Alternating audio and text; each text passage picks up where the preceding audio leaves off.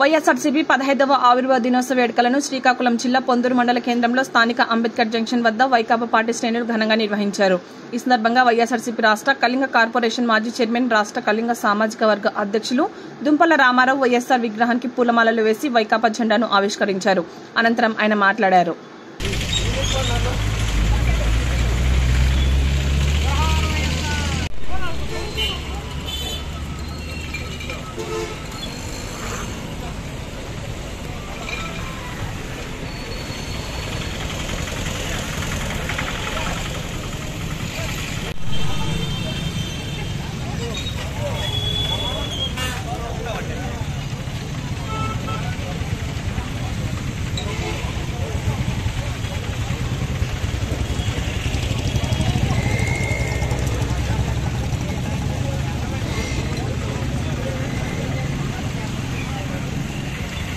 అడ్డిస్తుంది